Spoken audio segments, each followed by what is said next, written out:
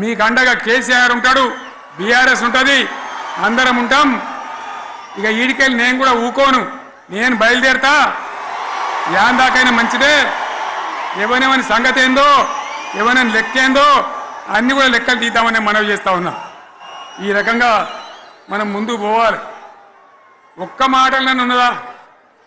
ఇవాళ ఈ ప్రభుత్వం, ఈ కాంగ్రెస్ నయవంచక ప్రభుత్వం సంక్షేమంలో ఫెయిల్, మంచినీళ్ళలో ఫెయిల్, పొలాలకు నీళ్ళు ఇవ్వడంలో, సాగు నీళ్ళలో ఫెయిల్, కరెంటు సరఫరాలో ఫెయిల్, రైతు బంధులో ఫెయిల్, విత్తనాలు ఎరువులు సరఫరాలో ఫెయిలేనా? ధాన్యం కొనుగోలులో ఫెయిల్, పల్లెలు పట్టణాల అభివృద్ధిలో ఫెయిల్, భూముల ధరలు పెంచడంలో ఫెయిల్. మరి దేంట్లో పాస్ అయిండు?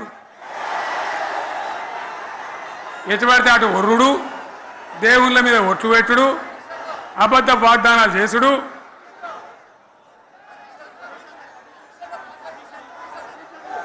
అగో కమిషన్ అట 20-30% కమిషన్లు తీసుకున్నాడు, సంచులు నింపుడు, సంచులు మోసుడు.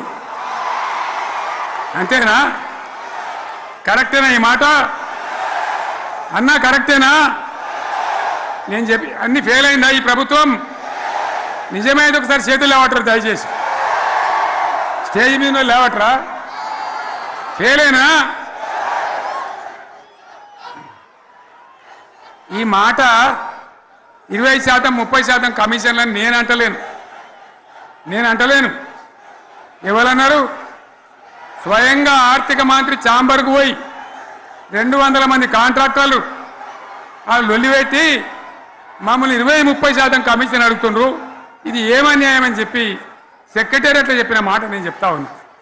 ఈ విధంగా మాజీ సర్పంచులు పాపం వాళ్ళు పనిచేసిన మా బిల్లులు ఇవ్వమనంటే వాళ్ళ గోస ఉచ్చుకుంటా ఉన్నారు. వాళ్ళేం పాపం చేసిండ్రు? ఈ విధంగా ఘోరం. ఇంకా ఈ అందానికి ఏం మాట్లాడతారు? కేసీఆర్ నువ్వు రా అసెంబ్లీకి, నీ కాయగూరు ముచ్చట్లు తింటానికా? పిల్లలు అడిగితేనే మీరు జవాబు చెప్తలేరు. ఉన్నట్టు నిలబెడితే ఆ ఆర్థిక మంత్రి అసెంబ్లీలో లేచి 20% కమిషన్ తీసుకుంటాను కేటీఆర్ మాట్లాడితే ఆయన లేచి భుజాలు తడుముకుంటాడు. నీకెందుక బాధ?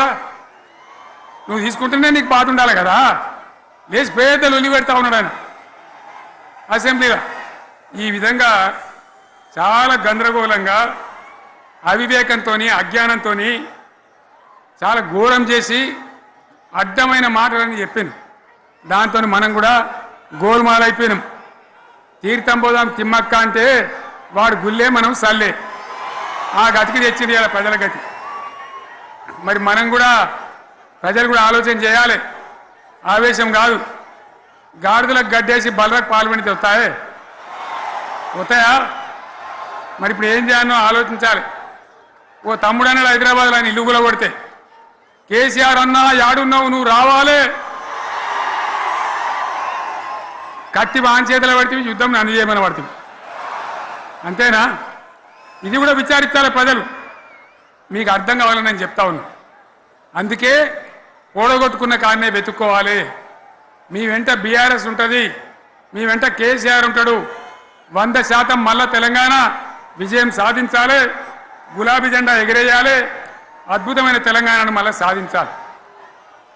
ఇక బీజేపీ కథ 11 ఏళ్ళ రాజ్యం చేయబట్టి తెలంగాణకు 11 రూపాయలు ఇచ్చిండ్రా? వాటిదే బబ్రాజమానం భజగోవిందం. శుష్కప్రియాలు, శూన్యాస్తాలు తప్ప ఏమి ఇయ్యలే. 157 కాలేజీలు పెడితే మెడికల్ కాలేజీలు ఒక్కటన్నా తెలంగాణకు ఇచ్చిండ్రా? ఒక ప్రాజెక్ట్ కన్నా జాతీయ హోదా ఇచ్చిండ్రా? ఇక కాంగ్రెస్ వాడు ఇట్లా అంటే బీజేపీ వాడు అట్లా. ఏది లేదు. ఇక ఉల్టా మనయే. ఖమ్మంలో 7 మండలాలు గుంజుకున్నారు, సీలేరు ప్రాజెక్టు గుంజుకున్నారు.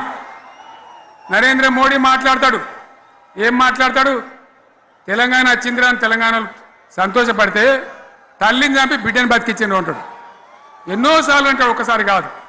ఈ విధంగా అది కూడా మనం అనిపించేది కాదు. ఈ సందర్భంలో ఒక మాట బీజేపీ అంటే నాకు జ్ఞాపకం వచ్చింది. ఇవాళ కేంద్ర ప్రభుత్వం కగార్ అనే ఆపరేషన్ పేరు మీద ఛత్తీస్గఢ్లో యువకులను గిరిజనులను ఊచకోత పోతా ఉన్నారు. అది ధర్మం కాదు. వీళ్ళు ఏమవుతున్నది, నక్సలైట్లు ప్రతిపాదన పెడుతున్నారు. మేం ప్రభుత్వం దగ్గరకు వచ్చి చర్చలు చేయడానికి సిద్ధంగా ఉన్నాము అంటున్నారు. నేను కోరుతా ఉన్న కేంద్ర ప్రభుత్వాన్ని, బలమున్నది కదా అని చంపుకుంటా పోవుడు కాదు, అది ప్రజాస్వామ్యం కాదు. ఆపరేషన్ కగార్ వెంటనే ఆపేయండి. వాళ్ళని పిలిచి, ఆ నక్సలైట్లను పిలిచి డెమోక్రటిక్ స్పేస్ ఇచ్చి చర్చలు జరపండి. వాళ్ళు ఏం మాట్లాడతారో చూడండి. అది కూడా నల్లనా తెల్లనా దేశం ముందరికి రాని. కానీ అట్లా కాదు, మొత్తం ఏరి పారెత్తాం, కోసి పారెత్తాం, నరికి పారెత్తాం అంటే మిలిటరీ ఉన్నది మీ దగ్గర కొడతారు. కానీ ప్రజాస్వామ్యం అనిపించుకోదు. ఈ మాట ఢిల్లీకి ఉత్తరం పంపిద్దామా? మీరందరూ సపోర్ట్లు కొడితే తీర్మానంగా భావించి దాన్ని కేంద్రానికి పంపిద్దాం.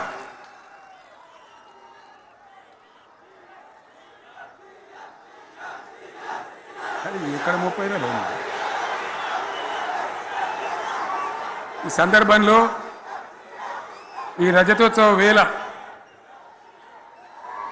నేను మీ అందరికీ, ఇక్కడ ఉన్న వాళ్ళకు, సభలో లేని వాళ్లకు, టీవీలో నా మాటలు వినే వాళ్లకు, యావత్తు తెలంగాణ సమాజానికి బీఆర్ఎస్ గులాబీ జెండా రజతోత్సవ శుభాకాంక్షలు మరొకసారి తెలియజేస్తూ, మీరందరూ కూడా ధైర్యంగా ఉండండి.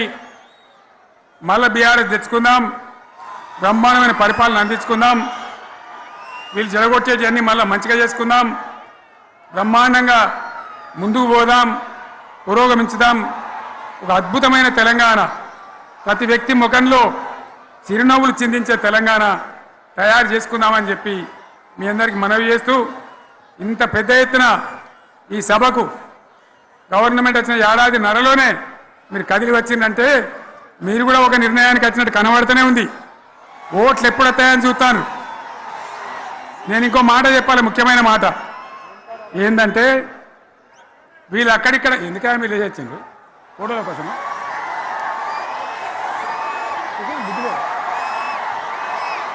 ఒక మాట చెప్పాలి. ఏంటి, ప్రభాకర్ రెడ్డి అని మా ఎమ్మెల్యే ఉన్నాడు, దుబ్బాక ఎమ్మెల్యే. ఆయనతో ఎవరో హైదరాబాద్లో మాట్లాడితే, అన్న ఇంకా 3 ఏళ్ళు భరించాలని ఈ గవర్నమెంట్ అని మాట్లాడింది. ఆయన మాట చెప్పిండు విలేకరులు. అలా చూసారా, మా గవర్నమెంట్ పడగొడతారట. మేమెందుకు పడగొడతాం రా భయ్? మాకేమైనా కాల్చేరు గులగులో పెట్టినాయా? మేము ఆ కిరికిరి పని చెయ్యం. బిడ్డ మీరే ఉండాలి, ఓట్లు తీసుకున్నారు, చక్కగా పని చేయకపోతే మీ ఈపులు ప్రజలే సాఫ్ చేస్తారు. అంతే కదా, మేము పడగొట్టాం, మీ గవర్నమెంట్ పడగొట్టాం. ఎందుకంటే మీ సంగతి ఏందో మా సంగతి ఏందో ప్రజలకు పూర్తిగా అర్థం కావాలి. గులాబీ సైనికులకు నాది ఒక్కటే మాట, మనం ఏనాడు మనం పుట్టిందే పదవులు త్యాగం చేసి, పుట్టిందే రాష్ట్ర సాధన కోసం, స్వార్థం కోసం మనం పనిచేయలే. మీ అందరి నాయకులను, కార్యకర్తలను నేను కోరేది ఒకటే, తెలంగాణ సమాజం అద్భుతంగా పురోగమించేదాకా మనం పనిచేస్తూనే ఉండాలి. గవర్నమెంట్లో ఉన్నా, ప్రతిపక్షంలో ఉన్నా ప్రజల పక్షాన ఉండాలి, ప్రజలకు అండగా ఉండాలి, ప్రజల సమస్యల మీద పోరాటం చేయాలి, వాళ్ళకు అండదండలుగా ఉంటూ పురోగమించాలి. అదే మన కర్తవ్యం. అందులోనే మనకు అన్ని పదవులు వస్తాయి. అది పెద్ద ఇష్యూ కాదు. ఎన్ని వేల మంది మనోళ్ళు ఎంత బ్రహ్మాండంగా ముందుకొచ్చారు. కాబట్టి మీరందరూ కూడా ఆ విధంగా రావాలి. లాస్ట్ మాట, ఈ సభ నిర్వహించినటువంటి మిత్రులు